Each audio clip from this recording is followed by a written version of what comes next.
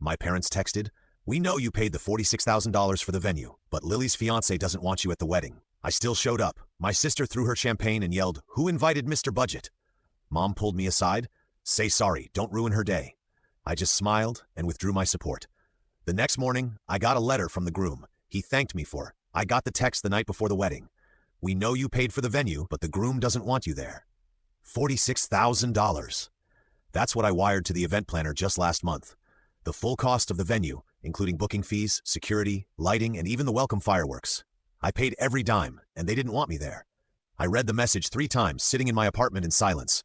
My old Toyota Corolla parked out front like it knew how many trips we'd made to wedding prep sessions. My hands were shaking. My inbox was still full of vendor invoices. My fridge still had the sample cake from last Tuesday's tasting, and she didn't want me there. So I put on my best suit and I showed up. The moment I stepped onto the venue's marble entranceway, I could feel it. The chill. No one said hi, no one made eye contact. The air was thick with silence and fake smiles. I spotted her by the stage, my sister Lily, stunning in her white dress. But when our eyes met, her jaw tightened like my presence was a stain on her curated fantasy. She once called me Mr. Budget, a mocking nickname she used whenever I had to say no to one of her outlandish ideas. No to a $12,000 couture gown she wanted shipped from Milan. No to importing French florists for a 1-hour floral arch. No to $8,000 designer wedding bands when the groom still didn't have a full-time job. But I still paid.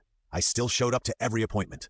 Still took days off work, sacrificing a promotion just to help pick out table linens. Because I thought it mattered. Because I thought I mattered. She once told her fiancé, "My family's wealthy. You don't need to contribute. This is my event." And he just nodded like a passive participant in a production I was bankrolling. Then came the moment I was standing near the hors d'oeuvres table trying to blend in when I heard the voice. Sharp, loud, venomous. "Who invited Mr. Budget?" A champagne glass exploded against the floor beside me. Lily was glaring at me in full bridal rage. Guests turned. Murmurs rose. I hadn't even said a word. Before I could move, my mother grabbed my arm and pulled me aside. Her tone urgent but hushed. "Please apologize. Don't ruin her day. Apologize for showing up to the wedding I paid for." I didn't raise my voice. I didn't make a scene. I smiled and I pulled out my phone. Open banking app. Scroll to pending transfers. Tap cancel transfer. Catering. Gone. Transportation canceled. Cake. Not coming. Everything unraveled in minutes. People started whispering. The band left first. Then the food truck driver made a scene at the gates. My sister's dream collapsed faster than a house of cards in a wind tunnel. Panic. Chaos. Shouts. And I stood quietly in the middle of it all, because sometimes silence is louder than fireworks. You'd think $46,000 would buy at least a thank you, or maybe just a seat at the wedding I funded. But that's the thing about entitlement. It never says thank you. It just asks what else you've got. Let me rewind. It started over a year ago. My sister Lily had just gotten engaged, and the news spread through the family group chat like wildfire. I was genuinely happy for her. She seemed over the moon until she sent me a voice note. "Hey, you know how expensive weddings are. Just need a tiny bit of help to get things rolling. Venue deposit mostly, just until we figure out the budget." That was the first ask. The deposit was $5. I wired it that same day. It felt good to help. She's my sister after all. Then came the second request. Ugh, disaster. The dress I love is $12,000. I know that's insane. I'll find another unless you think you could help. I said no to that one. That's when the sarcasm began. "You've always been the frugal one, Mr. Budget. Classic." She said it with a laugh in the chat, but the edge in her tone wasn't funny. Not to me, but I still paid for the photographer, $3,200. Then the DJ, another $2,000. Then music licensing, venue, lighting, an outdoor breakfast tent for the post-wedding family brunch. Each time it was just one more thing. You're the only one who can help. We don't want to involve his side of the family. There. Simple. That part made my stomach churn. It wasn't just about the money. It was about control. Lily didn't want a wedding. She wanted a social exhibit, a showcase for her status. The guest list looked like an Instagram highlight reel. Influencers, sponsors, bloggers, and I. I was the financier who wasn't allowed in the photos. It would be funny if it weren't so insulting. I should probably tell you who I am. I'm 33, an art director at a small creative agency. I design brand campaigns, pitch decks, and packaging for mid-range cosmetics and retail startups. It's not Silicon Valley money, but it's good work. Honest work. I live in a rental 1-bedroom walk-up, leaky faucet, ancient fridge. I drive a 2009 Toyota Corolla with a duct-taped side mirror. But my bills are paid, my credit's good, and I believed in helping family. Even when it stretched me thin. Until it didn't stretch, it snapped. You want to know what snapped it? Her text about the rings. Just found the perfect designer wedding bands. They're $8,000. I know it's a lot, but we're building a legacy, right? I asked. Where's he in all this? She replied. It's not really his place. This is our family's event. He's just the groom. That's when I realized I wasn't supporting a marriage. I was funding a pageant. She didn't even let him contribute. Said she wanted it to look like it came entirely from our side. The illusion of wealth built entirely on my back. The worst part? It started bleeding into my real life. I missed a pitch meeting to attend her cake tasting. Lost a client that day, a big one. My manager said I needed to recalibrate priorities. My girlfriend, now ex, walked out 3 months before the wedding. Said she felt like she was dating an ATM for someone else's dream. I don't even think she likes you, she told me, crying. She just knows you'll pay. She wasn't wrong. But I wasn't ready to face that. Not yet. Things got worse. A month before the wedding, I found out Lily had told all her friends, and even some vendors, that I was just helping with some logistics. I've covered everything.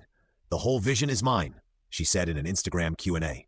My name didn't appear once. Not in the captions. Not in the credits. I paid for the morning after brunch for 60 people. The thank you card went to her college roommate who brought cupcake toppers. Even my parents played along.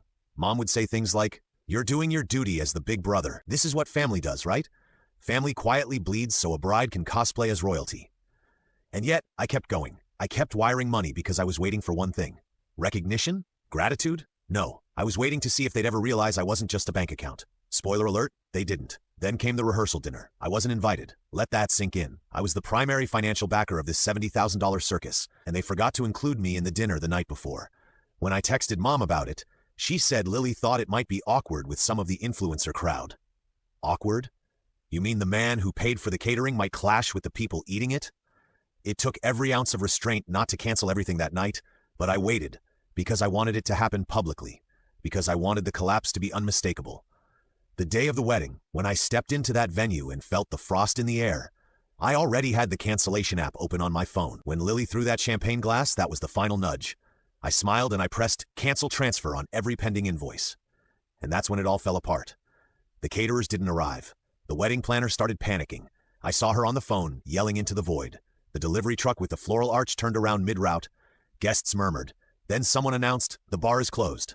The music stopped mid-track. I watched the DJ unplug his equipment and walk out with his backpack slung over one shoulder. Lily was pale. The groom looked confused. "What's happening?" he asked. "Didn't your family cover this?"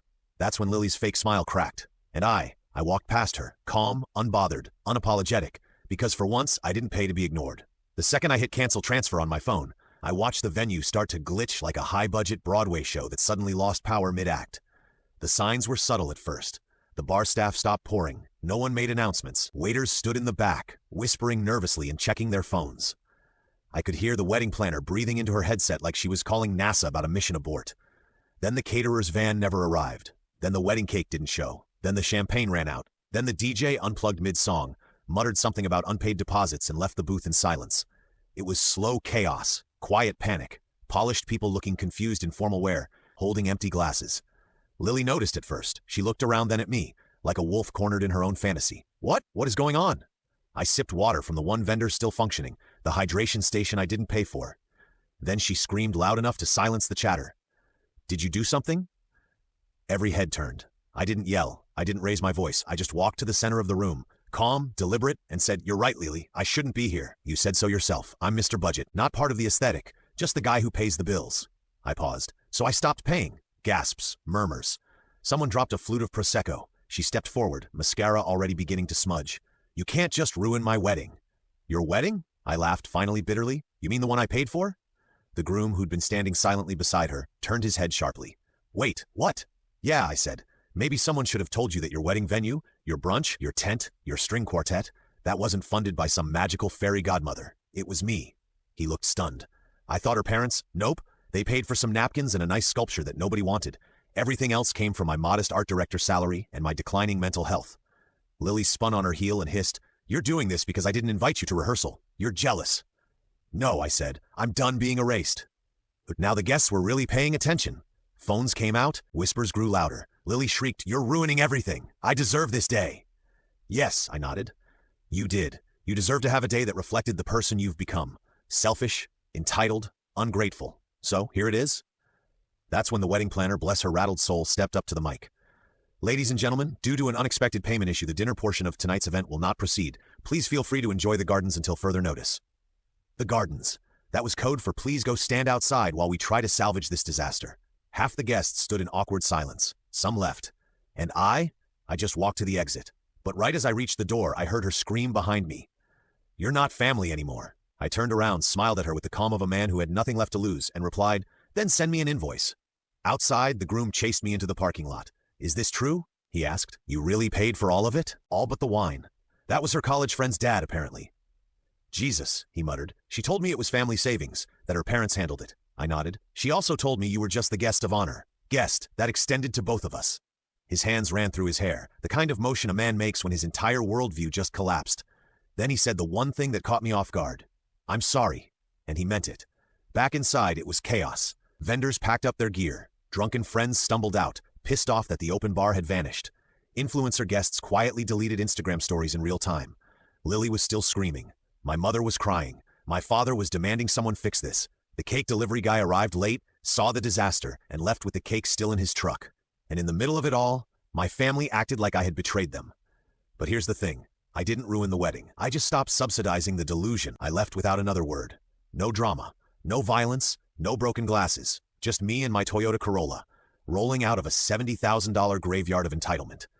As I drove, I got a text from Lily. I hope you're happy. I didn't reply, but I smiled because for the first time in my adult life, I wasn't the family piggy bank. I was the man who stood up. The next morning, my phone lit up at 7:12 a.m., not from my mother, not from Lily. It was a name I didn't recognize at first. Ethan Groomsman. That's how I'd saved his number. The groom. I blinked at the screen, still in bed, still in disbelief over what had happened the night before. Can we talk? The message read, I owe you an explanation. Or maybe you owe me one. Either way, I wrote it down. Attached was a PDF. Subject, I'm sorry you paid for the lie. I opened it and I wasn't ready for what came next. I didn't know. Not really. I thought she was paying for it from savings, gifts, some family contributions. I offered to help many times. Lily said, my brother's handling logistics. Don't stress. She never said you paid for the venue or the photographer or the food. She said her side of the family had it covered. She said I should focus on showing up and looking good. Last night after you left, I confronted her. I asked why she lied, why she made a castle out of borrowed bricks. You know what she said? Because this was supposed to be my day.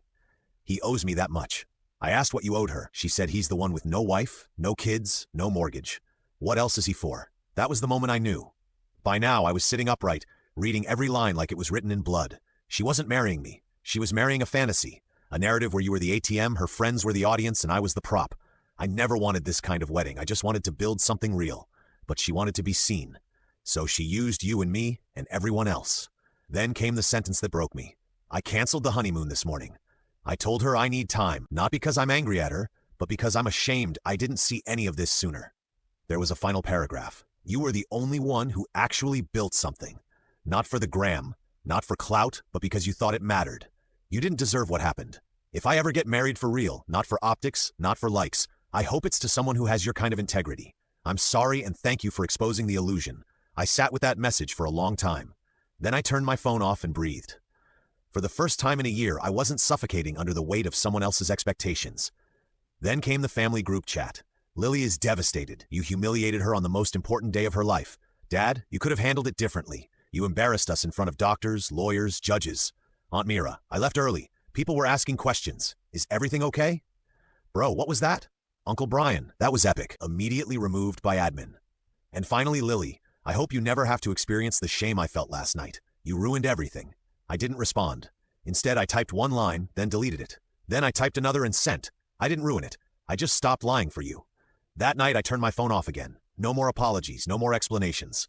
I sat on my couch, poured myself a glass of the cheap red wine I'd been saving, and scrolled through old photos of me and Lily as kids. One stuck out. Halloween 2002. She was dressed as a princess. I was a cardboard robot. Even then, I remember her crying until I gave her the candy from my bucket, and I gave it because that's what I was trained to do. Give quietly without question. But not anymore. The next week, I got a message that nearly undid me from someone I never expected. Her old college roommate, Tara, the one who made the cupcakes. Hey, I just wanted to say I saw everything that happened. And I want you to know people noticed. They saw what you did, and they talked about it afterward. Not in disgust, but in awe. You stood up for yourself, for your worth, for the truth. Most people would have kept quiet. You didn't. You didn't scream, you didn't punch, you didn't humiliate. You simply took your power back with one click. That was art. By Friday, I heard the venue was taking legal action for unpaid deposits. The planner posted a vague tweet about influencer brides being blacklisted. The photographer shared a single black and white image of a half-set table with the caption, "The silence said more than the speeches ever could." And Lily, she posted nothing. For the first time in a year, her feed was quiet. No filters, no captions, no tags, only silence. And silence, it turns out, is loud. 2 weeks after the wedding meltdown, I sold my car, my old faithful Corolla, Duct tape mirror, sticky gear shift and all. The mechanic who bought it asked if I was finally upgrading. I told him I was finally unloading. With the cash, I booked a cabin in the mountains. One with no Wi-Fi, no guests, no champagne flutes. Just silence, trees, and a porch that creaked when I walked across it barefoot. And for the first time in over a year, I breathed like I owned the air. I brought my sketch pad, started drawing again. Not for clients or campaigns or pitches, but for me. Raw, rough charcoal streaks, portraits of myself that looked nothing like who I'd become during that wedding year. Each stroke pulled me out of the version of me they wanted. The provider, the silent wallet, the background brother. I wasn't that anymore. One morning, I sat at the local cafe, a hole in the wall that smelled like pine wood and burnt espresso, flipping through one of my sketchbooks when the owner walked by. "You drew this?" I nodded, not really in the mood to explain. "We're opening a gallery space next door. You interested in curating the first exhibit?" Just like that, a door opened. Not because someone pulled strings, not because I sacrificed myself for someone else's dream, because I showed up for myself. That same night, my phone buzzed. It was from Mom. "Lily wants to talk. She's pregnant." I looked at the message, then at the stars outside the cabin window, then at the mountains silhouetted in silver. And I didn't reply, because pregnancy wasn't a reset button. It wasn't an apology. It wasn't redemption. It was another narrative she wanted to control, another mask she'd wear to crawl back into the spotlight. And I wasn't stepping into her cast anymore. A week later, I opened a letter from the venue. They were suing Lily for breach of contract. Apparently, my cancellations triggered a domino effect of unpaid vendors, broken deals, and revoked licenses. The price tag, $83,000. And no, they weren't looking at me. I'd canceled my transfers legally before any fulfillment. It was her show. Now it was her wreckage. I went back to the gallery 2 weeks later, mounted 6 pieces, called the series Unpaid Debts. Every frame was a metaphor: a wedding chair with no name card, a diamond ring melting into a wine glass, a table set for a party where no one showed up. The exhibit opened on a Friday night. People came, people stared, people asked who inspired it. "A ghost," I said, when I buried myself. The final message came on a Sunday. "Lily again. No caps, no emojis, just raw words. I can't sleep. Every time I close my eyes, I hear the silence at my wedding. People talk about you like you're some martyr. They don't know the pressure I was under. They don't know how hard it is to be seen. But you made them see you instead. You won. I hope you're proud."